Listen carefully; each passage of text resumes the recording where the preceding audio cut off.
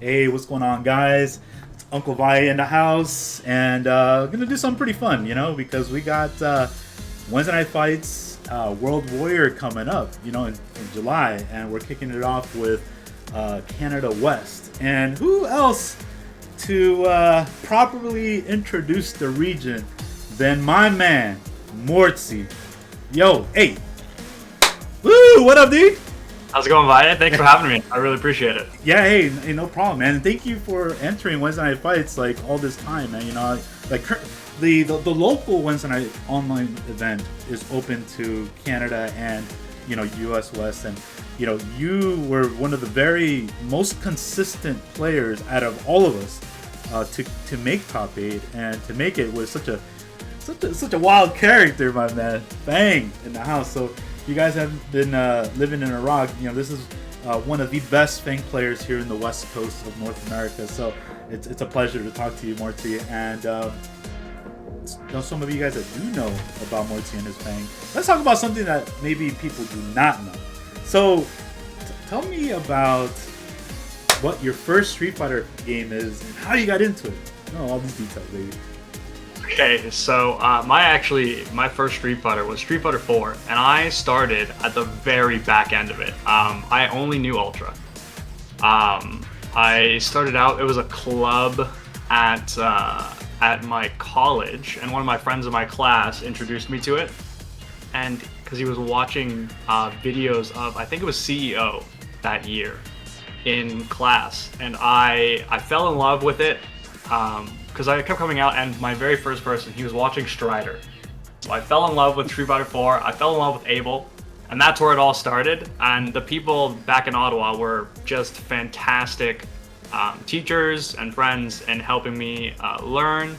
And then it's basically a wrap from there, and that's where I really started out. It was really cool, really fun. So I'm gonna get into this. So did you start at vanilla Street Fighter 4 or a later version? No, Ultra. Ultra was my first entry into Street Fighter. Just making sure.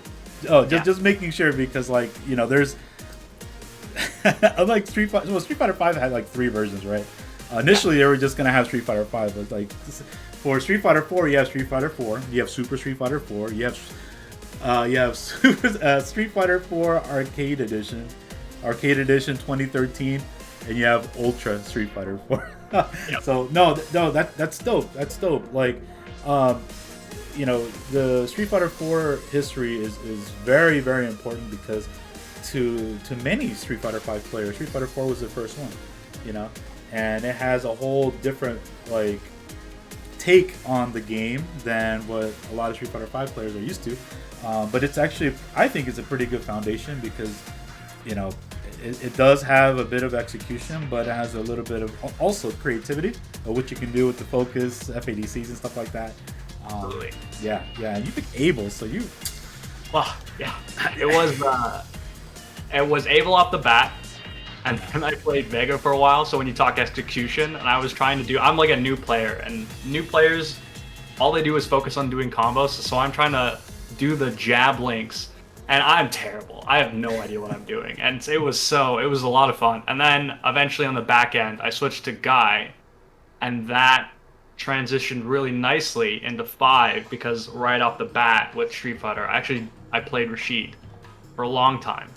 Because I remember watching your Rashid and being blown away. Because I remember, I can't remember the show, but you were playing a Bison, and I remember Rashid used to have the EX whirlwind shot roll, and then you could neutral jump, and it would push you over. And I remember seeing that, and it blew my mind, and I did that in every match I could.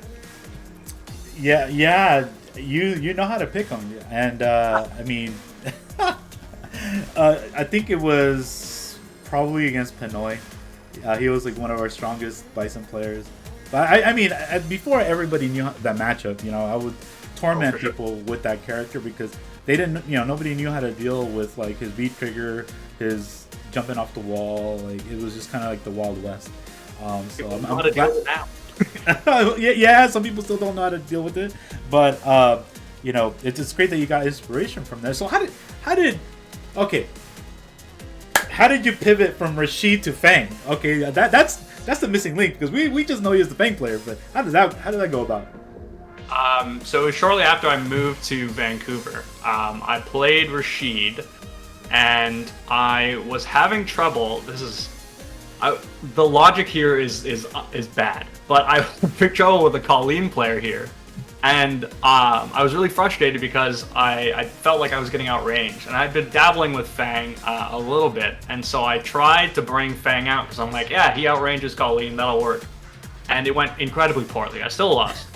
But eventually I was like, wow, that was actually really fun. Let's try and do something with this. Let's see what I can do with Fang. And so I went home and I made a Smurf account for Fang, and it was the freest. And obviously, the diamond is easy, but after that, at the time, I was barely like a diamond player, and it was the freest climb to like master, grandmaster compared to what I had already been playing. There was just I didn't hit any plateaus. I just ripped through ranked, and I was like, wow, this is going really well. And ever since then, I've stuck with him. I've come to love what the character is capable of, and also how a lot of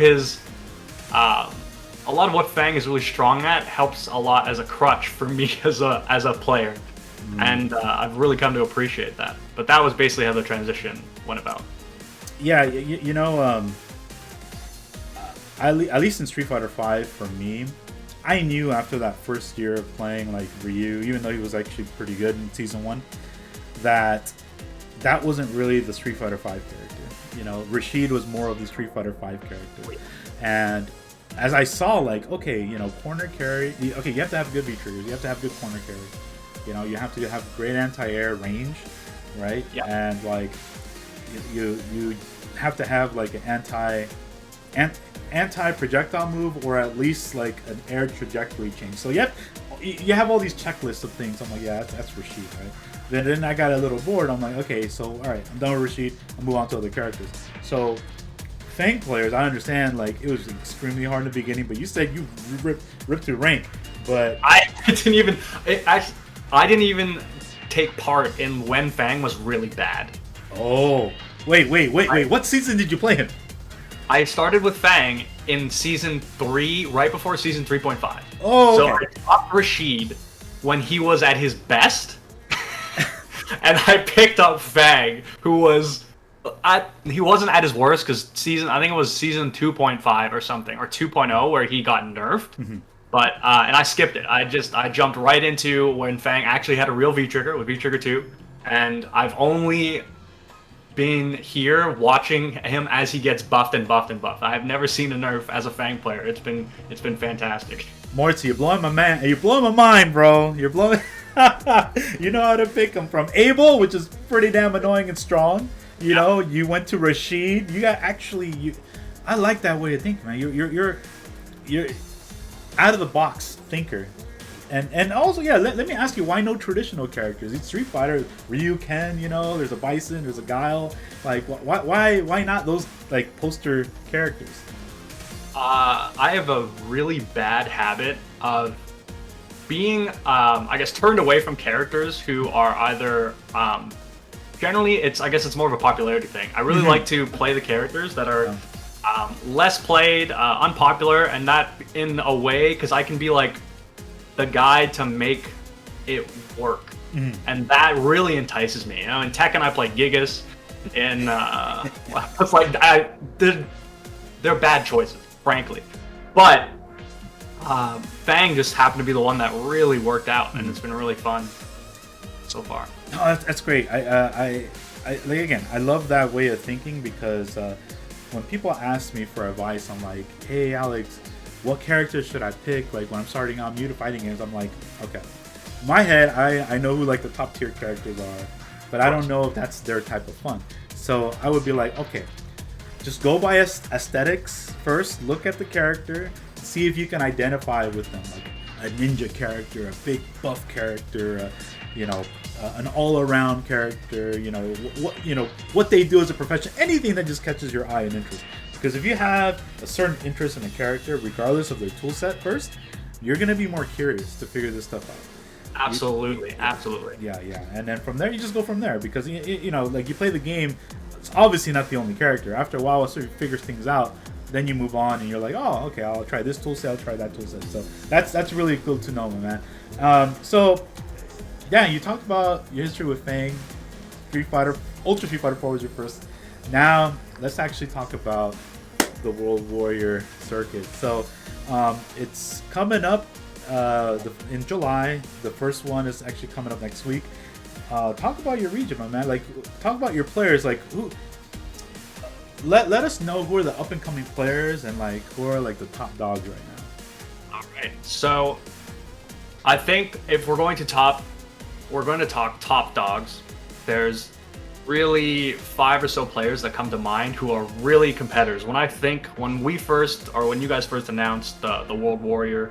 When Capcom first announced it, I suppose, there was really only a few players that jumped to mind as like, okay, these are the people who are going to either win the weekly tournaments or the monthly tournaments, or are going to go. And Cero Blast was at the very top of that list.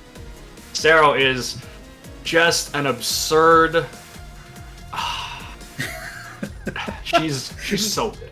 She's absurd. Her neutral's incredible. She has such like swagger when she plays. You know. Who, when she's piloting Ken, you know that it's her, and it is a gigantic pain in the ass. She has had a grip on the Fang matchup since before I showed up, and it has been hell fighting her. But it's always been a good challenge, and I love having someone like her in the same region as me because it's such a strong motivator to improve.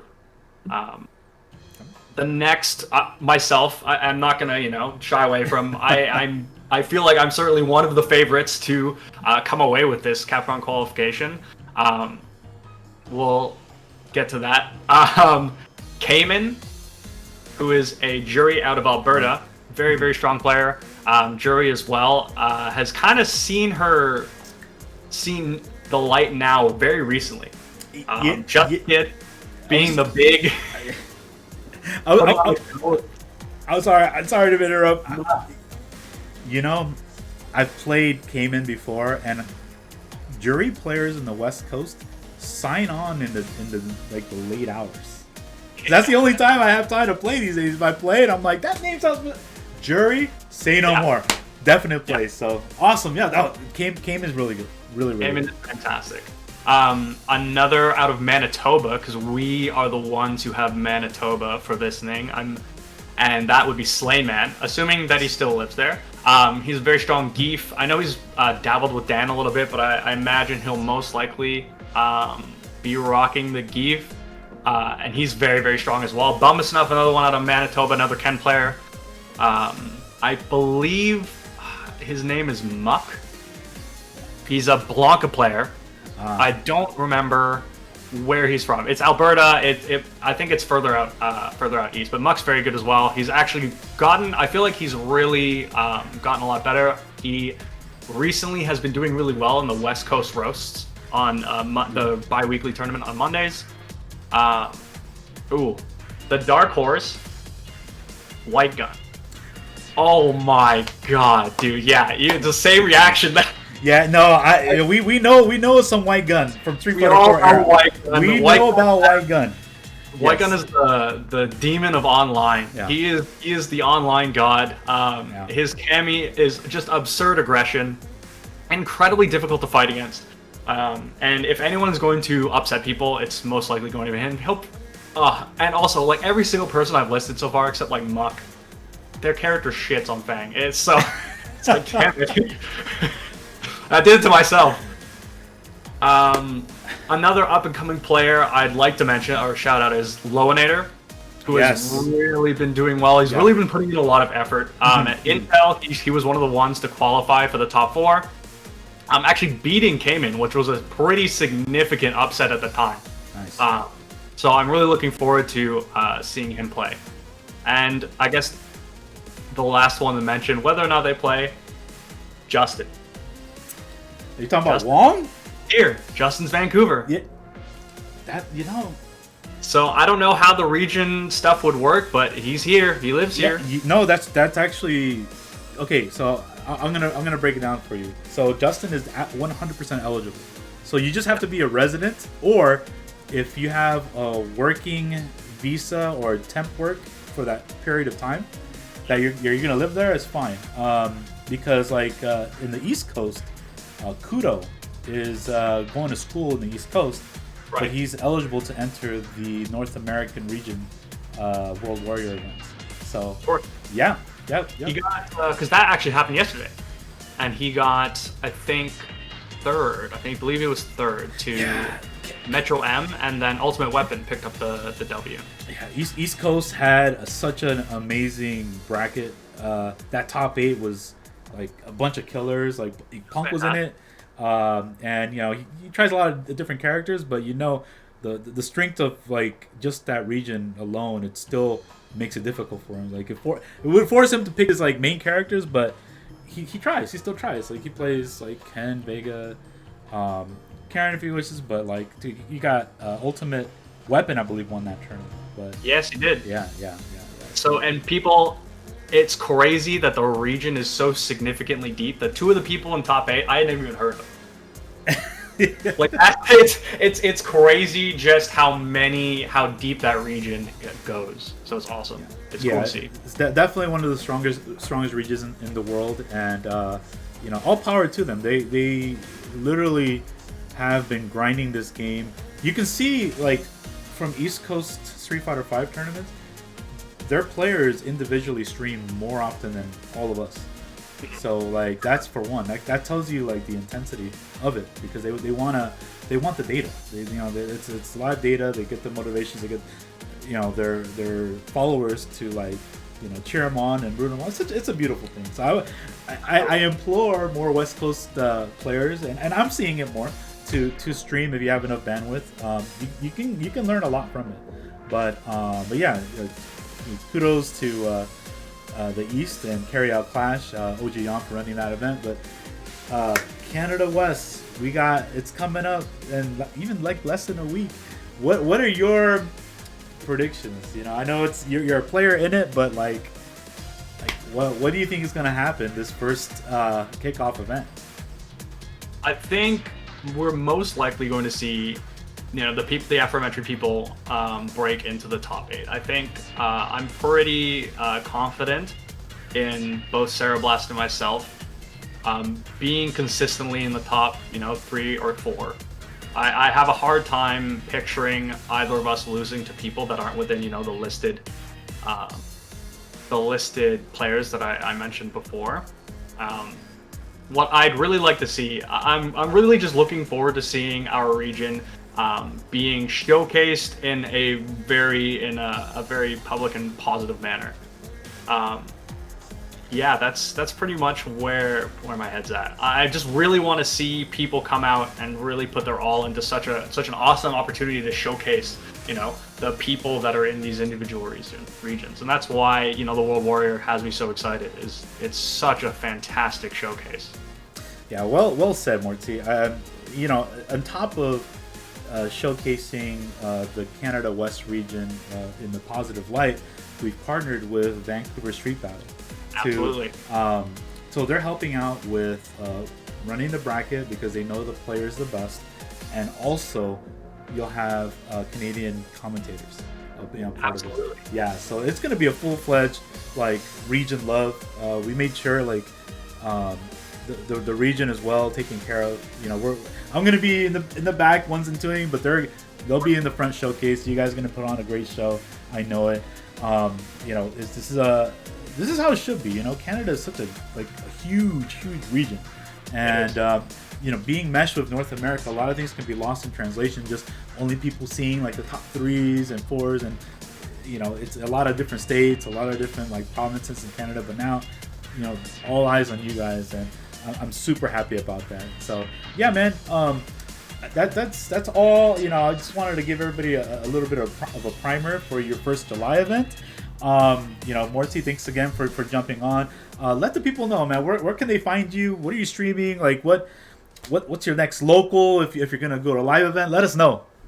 All right, so well, firstly, thank you very much for having me. I really appreciate it. It's really it's a fantastic opportunity for all of us out here on the West Coast to really be able to showcase ourselves. And so for myself, you can find me on Twitter at MortsyFGC. My Twitch is the same thing. On our obviously Vancouver Street Battle, fantastic logo run by the Air Ryu, who we all love, who's a fantastic player from the 4 days and was one of our top players for the longest time in 5. We've got a lot of really great events, not just in Street Fighter, but we have like the biggest Blaze Blue scene in the world, which is just absurd. And that takes place generally. Our big locals are on the Saturdays. It's also Justin generally co-streams them, or he will stream them from his own channel as well, which has been a massive help. It's been really awesome to have such a big name be showcasing our stuff. On Mondays as well, I want to give a shout out to West Coast Roast, because they've been really trying to put another premium West Coast local out there, and they've been doing a great job running their stuff. And it's also just great to see more Canadian people trying to enter and put their footprint in the scene, which is really awesome. Yeah. Wow. Dude, that's well said again. You know, the more region visibility, the better. You know, it promotes like a positive ongoing scene. Normally, like if people don't stream or showcase it somewhere, it gets lost a bit. Like, are people playing? Like, yeah, they are. You just kind of have to have that community engagement. Like, yeah, this is us. This is us playing. You can come play with us. We're playing every week here. You know, it's an ongoing. That should never stop. A lot of people kind of stop on the promoting game, but dude, been doing it for such a long time. Like, I know how hard it is, and and thank you for helping me as well to getting the players connected to this, because like I can't do it without the players' help either. Like, even though I have pretty decent following, but it's about the players in the community, word of mouth, that can get us going there. So again, guys, just want to remind you that Canada West, July's episode. So the qualifiers are on Tuesday, okay, and top 8 ends there. Top 8 continues on Wednesday, and both are on 7 p.m. So the bracket play on Tuesday will not be streamed by us, but it's open to all the players or anybody that wants to stream it. Go ahead, have at it.